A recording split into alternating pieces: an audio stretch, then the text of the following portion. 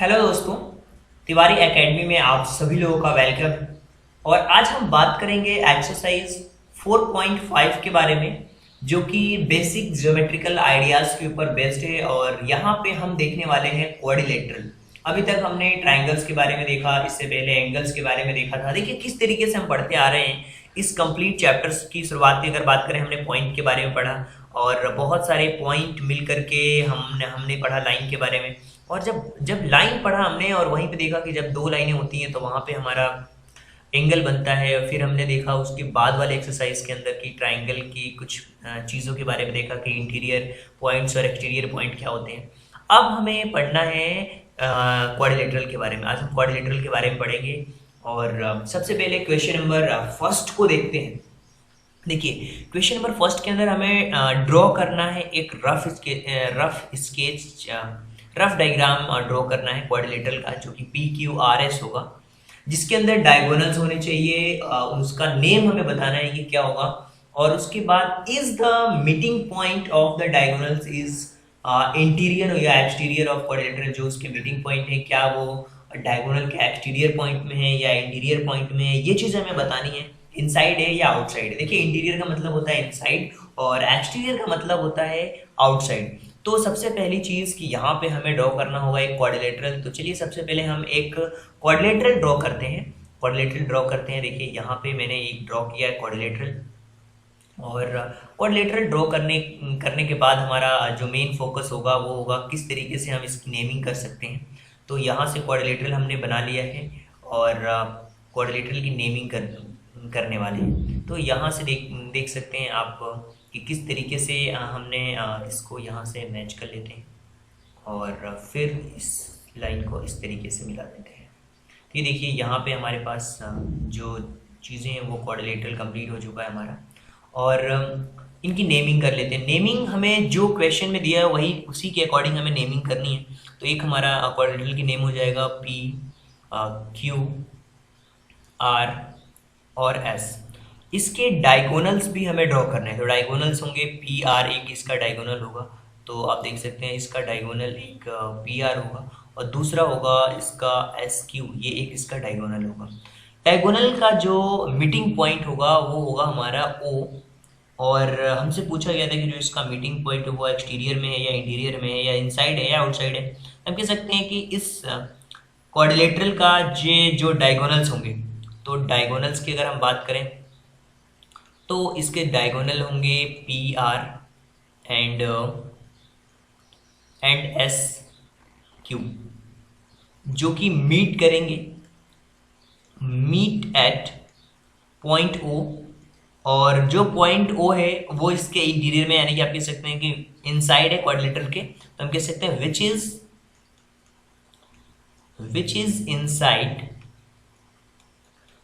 Is inside the quadrilateral.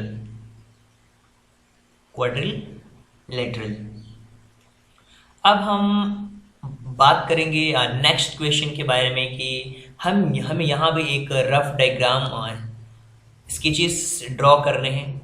और इस rough diagrams के अंदर आप देखेंगे कि हमारे पास जो क्वाड्रिलेटरल है, सबसे पहले तो एक क्वाड्रिलेटरल हमें ड्रॉ करना है और उसके बेसिस पे हमें बताना है दो अपोजिट साइड्स के पेयर, दो एडजेसेंट साइड के पेयर, दो एडजेसेंट एंगल्स के पेयर। देखिए साइड एंगल के बारे में आप लोगों को ऑलरेडी पता है, अपोजिट के बारे में पता है जो एक दूसरे के बिल्कुल आमने सामने होते हैं।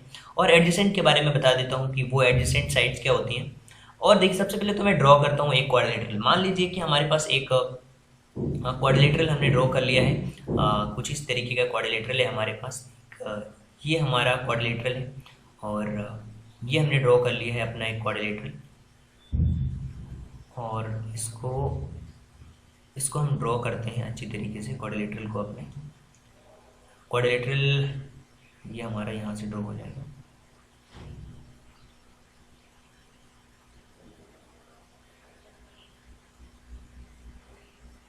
ये हमारा क्वाड्रिलेटरल ड्रॉ होगा, जिसमें हम जानेंगे, देखेंगे, सुनेंगे, समझेंगे कि किस तरीके से चीज़ें हमारी वर्क कर रही हैं। और यहाँ से हमने इस लाइन को मिट कर दिया और यहाँ भी हमने इसको मिला दिया है। तो ये हमारा एक क्वाड्रिलेटरल बन गया है और इसकी नेमिंग सबसे पहले मैं कर देता हूँ KLMN। तो ये हमारा पॉइंट K हो गया, ये हमारा L, और इसी तरीके से ये हमारा M और ये हमारा N हो गया। अब देखिए सबसे पहले क्वेश्चन की बात करते हैं जिसमें हमें अपोजिट साइड्स के पेयर बनाने थे। तो अपोजिट साइड्स के पेयर कौन कौन से बनेंगे? देखिए KL का अपोजिट होगा MN, तो हम कह सकते हैं पेयर ऑफ अपोजिट साइड। यहाँ पे सबसे पहले हमें लिखना होगा pair of opposite side, pair of opposite sides. इसके अगर पेयर्स की बात करें तो हमारे पास पेयर होंगे KN एंड LM, और इसके अलावा जो हमारा साइड होंगे वो और हो सकते हैं KL और KN और LM के अलावा KL एंड NM। ये अपोजिट साइड्स के पेयर हो गए हमारे कंप्लीटली। अब दूसरी बात हमसे पूछी जा रही है कि अपोजिट एंगल्स के बारे में बात करें तो K का एंगल अपोजिट होगा M, L का अपोजिट होगा N। तो हम कह सकते हैं पेयर ऑफ अपोजिट एंगल, जो इसका सेकंड क्वेश्चन है। अब हम बात करते हैं पेयर ऑफ अपोजिट एंगल की। तो पेयर ऑफ अपोजिट एंगल देख लेते हैं कौन से। साइड की बात करी थी, अब हम अपोजिट एंगल की बात करते हैं। तो आप देख सकते हैं अपोजिट एंगल हमारे कौन से हैं। तो अपोजिट एंगल्स की बात करें तो अपोजिट एंगल देखिए K का अपोजिट हमारा होगा M, तो एंगल K का अपोजिट होगा एंगल M, और एंगल L का जो अपोजिट होगा वो होगा एंगल N। ये हो सकते हैं हमारे दो। और इसी तरीके से जो थर्ड क्वेश्चन पूछा गया था, हमसे पूछा गया था adjacent side, pair of adjacent side. अब एडजेसेंट साइड क्या होती है, सबसे पहले आपको वो समझना होगा। एक ऐसी साइड जो एक ही पॉइंट से जाती हो, जैसे ये देखिए KL और हमारा LM, ये हमारी एक एडजेसेंट साइड होगी क्योंकि इसी पॉइंट से एडजेसेंट साइड होकर जा रही है। और यहाँ पे देखिए ये एक और हमारा हो जाएगा KN और NM। तो सबसे पहले आप लिख सकते हैं KN एंड NM, और फिर हम लिख सकते हैं KL एंड LM। ये हमारे एडजेसेंट साइड ये कहलाती है। ये हमारी एक ही पॉइंट से जा रही हैं, ये और ये हमारी एडजेसेंट के साइड्स कहलाती हैं।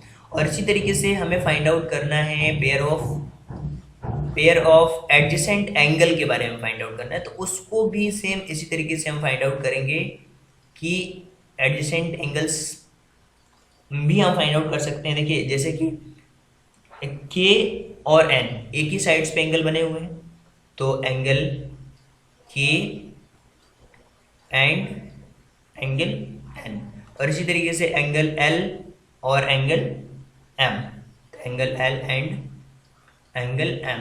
ये देखिए एक ही साइड पे जो एंगल बने होते हैं वो हमारे एडजेसेंट एंगल कहलाते हैं, और एक ही पॉइंट से तो जो साइड्स जाती हैं वो हमारी एडजेसेंट साइड कहलाती है। और अब हम बात करेंगे क्वेश्चन नंबर थर्ड के बारे में। यहाँ पे हमें क्वेश्चन नंबर थर्ड के अंदर हमें इन्वेस्टिगेट करना है। इन्वेस्टिगेट क्या करना है? Use and strip and fasteners to make a triangle and quadrilateral. हमें एक ट्राइंगल और क्वाड्रिलेटरल बनाना है स्ट्रिप की मदद से, and try to push inward, और उसको इनवर्ड लाते जाना है।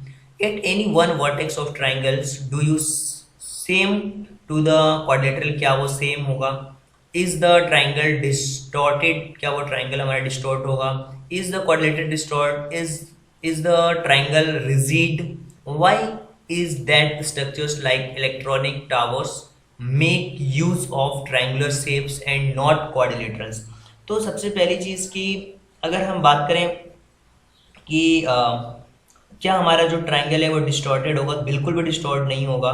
क्वाड्रिलेटरल भी हमारा डिस्टॉर्ट नहीं होगा, एंड जो हमारा ट्राइंगल होगा वो रिजिड फॉर्मेट में ही होगा। तो हम कह सकते हैं कि अगर हम इसके आंसर्स की बात करें तो सबसे पहले अगर उनके कॉमन एंगल्स की बात करें, अगर यहाँ पे जो उनके वन वर्टेक्स होंगे अगर उनकी हम बात करें, तो अगर कोई भी अगर हम ड्रॉ करें दोनों ही है उसमें कंडीशंस में। तो हम ये कह सकते हैं कि इस कंडीशन में जो हमारा ओ होगा वो बिल्कुल कॉमन पॉइंट होगा। और इस तरीके से जो इस अच्छा ये यहाँ पे दिया हुआ है हमारे पास कि wides that structures of electronic towers make the use of triangular shapes. ये ट्रायंगुलर शेप्स में क्यों बनाए जाते हैं? इसका एक ही रीजन है, structures like electronic towers make use a triangular shape so that they could not be distort, they could not be rigid. तो हम कह सकते हैं कि अगर वन बाई वन करके अगर इन सब के बारे में बात करें तो हम कह सकते हैं कि नो, जो हमारा ट्राइंगल है वो कभी भी डिस्टॉर्ट नहीं हो सकता। No no our triangle is not distort. Quadrilateral भी हमारा नहीं होगा, और जो हमारा ट्राइंगल होगा वो देखिए पहला चीज़ की क्या वो डिस्टॉर्ट होगा? नो। क्या हमारा क्वाड्रिलेटरल डिस्टॉर्ट होगा? तो भी नो। और क्या हमारा ट्राइंगल रिजिड है?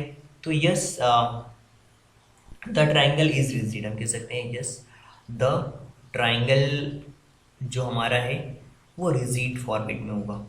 अच्छा, रिजिड का मतलब ये होता है कभी भी इलेक्ट्रॉनिक टावर्स बने होते हैं कुछ ये ट्रायंगुलर शेप्स के बने होते हैं, इसलिए ताकि ये जो है रिजिड फॉर्म में रहता है, नीचे से उनको बेस मिलता है और यहाँ पे वो ट्रायंगुलर शेप्स में बने होते हैं।